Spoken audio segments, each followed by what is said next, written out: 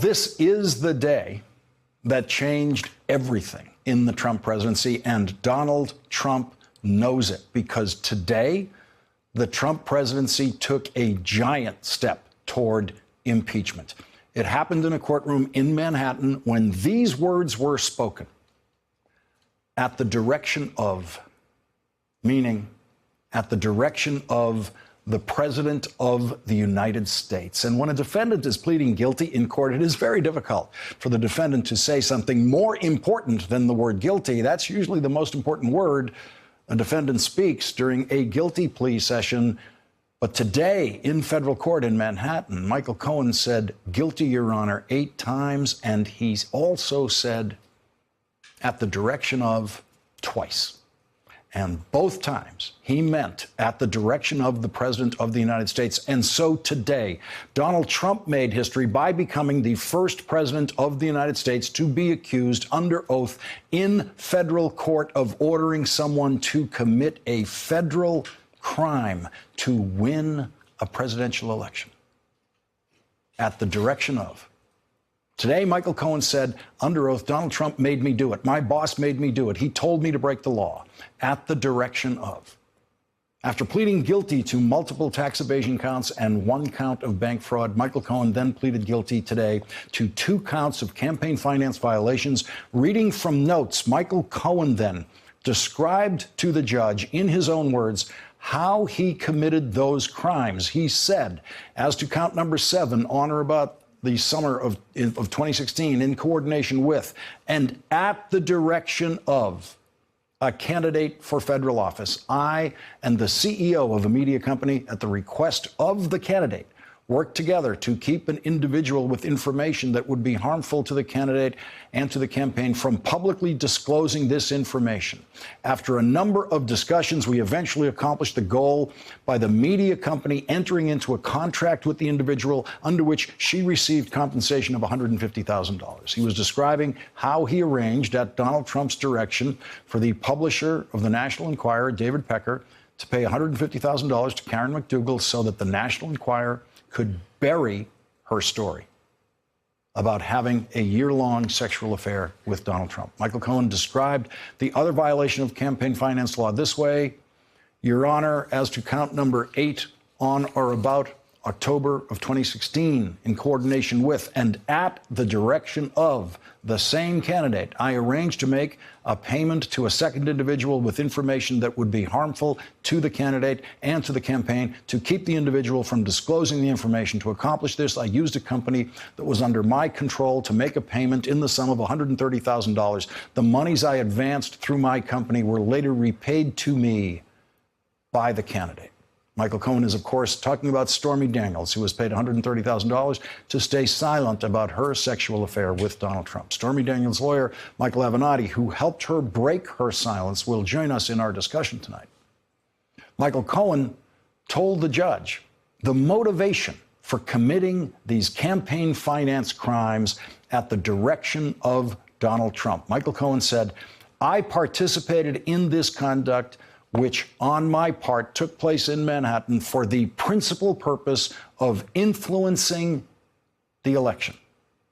Michael Cohen said that twice. The same motivation for each campaign finance crime. I participated in this conduct which, on my part, took place in Manhattan for the principal purpose of influencing the election.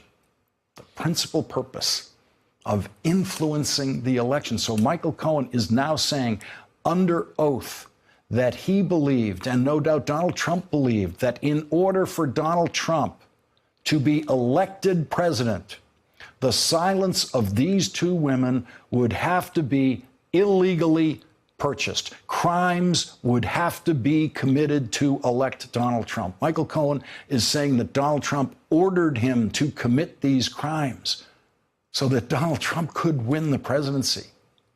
Tonight, on a rally stage in West Virginia, Donald Trump said this. Where is the collusion? You know, they're still looking for collusion. Where is the collusion? Find some collusion. We want to find the collusion. Here's some collusion for you.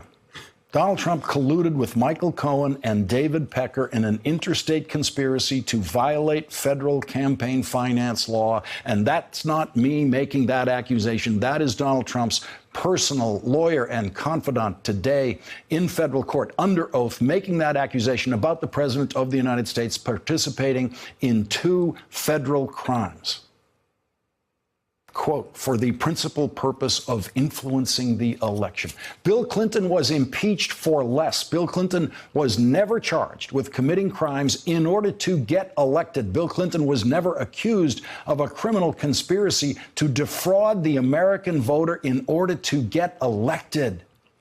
There are 16 current members of the United States Senate who voted to convict Bill Clinton in his impeachment trial and remove him from office for less than what Donald Trump stands accused of tonight by Michael Cohen. And one of those Republican senators was actually a member of the House of Representatives at the time. And as many of you might recall, in Senate impeachment trials, the prosecutors are actually members of the House Judiciary Committee. And here is the standard for removal from the office of the presidency that Lindsey Graham argued for in the Clinton impeachment trial in the United States Senate.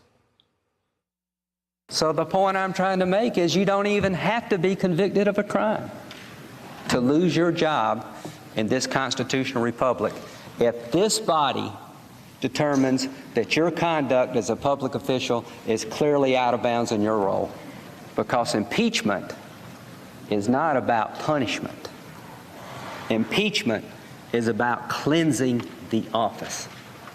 Impeachment is about restoring honor and integrity to the office. You don't even have to be convicted of a crime.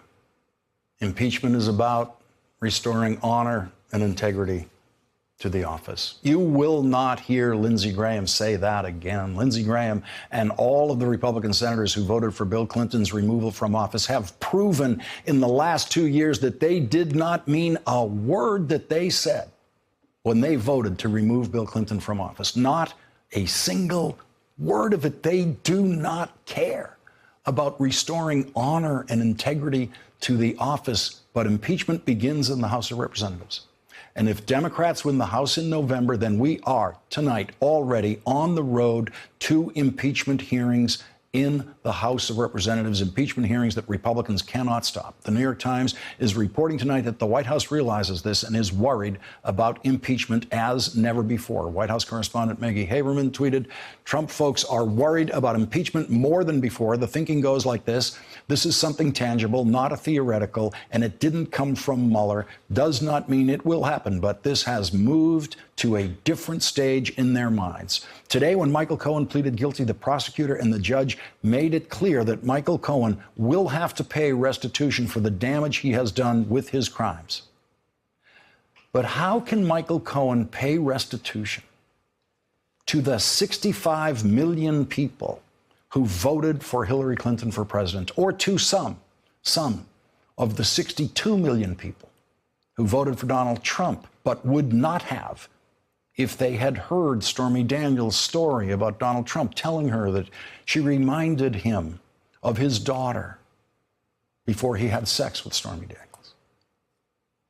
How do you pay restitution to the 330 million people who now live in a country where the president was accused today in federal court of conspiring to commit 2 crimes for the principal purpose of influencing the election? There is no campaign finance violation in history that comes close to the enormity of the crimes that Michael Cohen confessed to today and accused the President of the United States of ordering him to commit.